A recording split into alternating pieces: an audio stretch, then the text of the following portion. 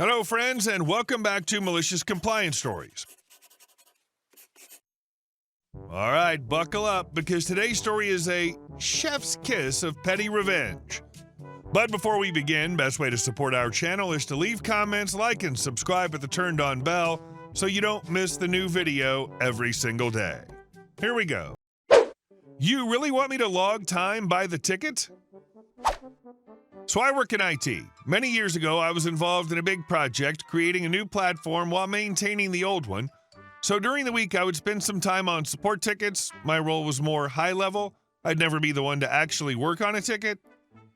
At one point in time, there was a new support coordinator assigned to the client account. The number of tickets was rising and the team couldn't keep up, threatening the new platform.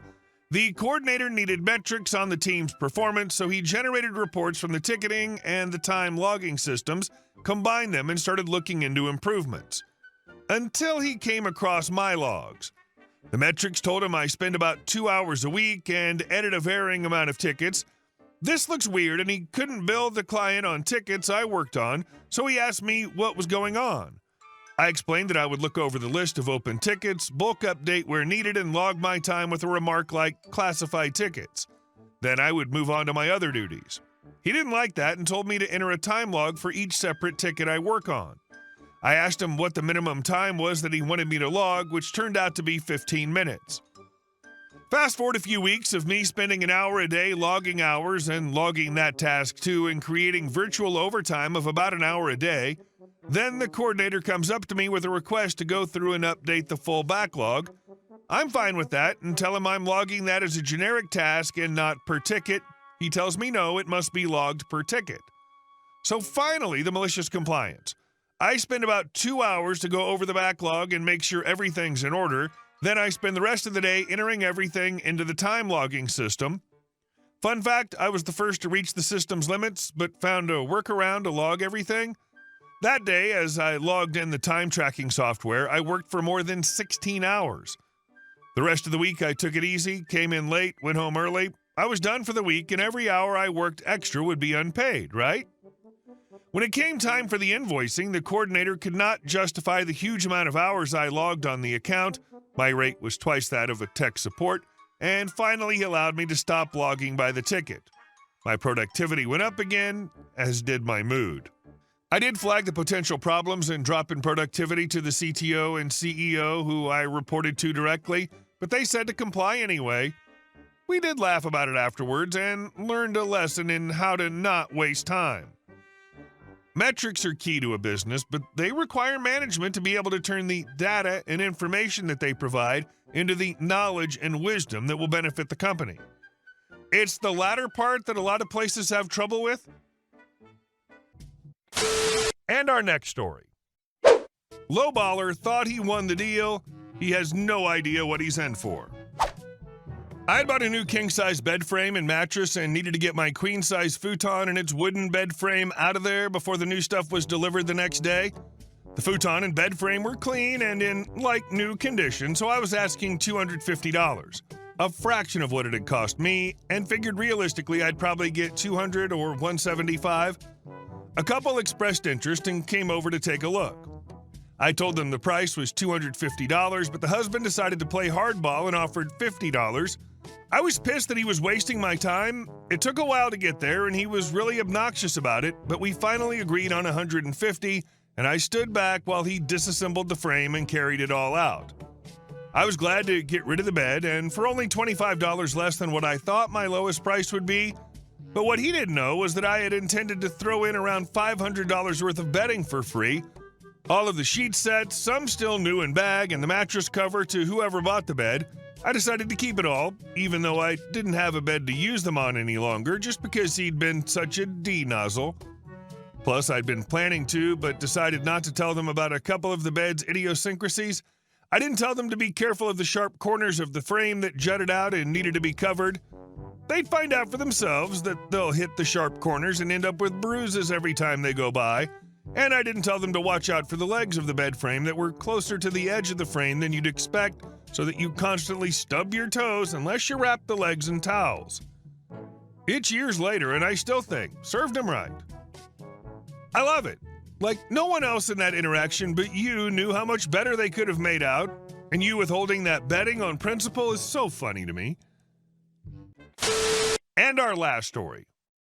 My sister thought she could take over my house. My sister's lived with me since she was a teen mom. I took her in, gave her a place to raise her kids, and let her have her own little space in my home. But at the end of the day, it's still my house. I own it. 4 years ago, I met Amy, and a year ago, she moved in. As my fiancé and future wife, Amy has every right to make any changes to our home that we both agree on. My sister, on the other hand, has been here for 6 years, living rent-free with me covering everything from utilities to maintenance. Amy and I planned on making some much-needed updates to the property. The grass in the backyard where my sister's kids play was being replaced with a garden that would bloom next spring. Amy and I had agreed on this together. We also decided that the exterior of the house needed a refresh, so Amy picked a new color scheme for the home. Because of our different schedules, we forgot to mention the garden and house repainting to my sister. Amy took a few days off from work to meet with the contractors while I was at work, and that's when the meltdown happened. The moment the contractors arrived, my sister stormed outside, yelling at them for destroying her kids' play area. But that wasn't all. When the painters showed up to start working on the new house color, she completely lost it. Screaming, crying, and throwing an absolute tantrum, she told Amy she was ruining her home and that Amy had no right to make these decisions. Amy, trying to stay calm, reminded her that this was my house, not hers. The situation escalated quickly. My sister called a neighbor, one of her friends, and the neighbor called the police, claiming that Amy was not authorized to make these changes to the home.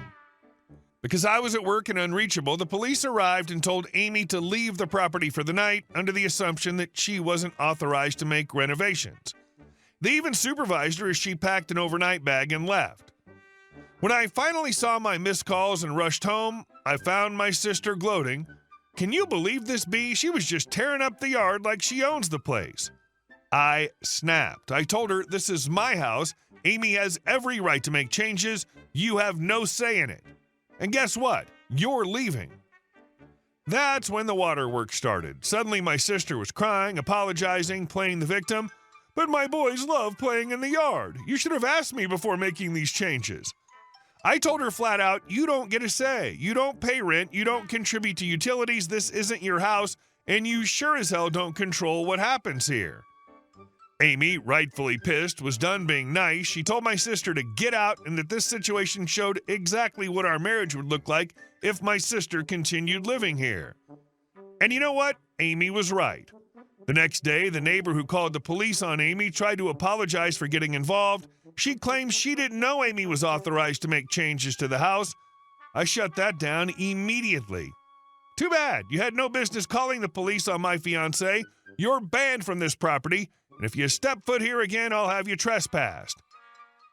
After this insane stunt, Amy and I consulted a lawyer and started the eviction process. Since my sister had never paid rent or contributed to the upkeep of the home, the lawyer assured us there was no legal ground for her to stay. We also installed security cameras to ensure she didn't tamper with the property while we were out of town for our destination wedding in a few weeks. The lawyer advised us to send a legal notice stating that my sister was not to mess with the house, the garden, or any renovations while we were gone.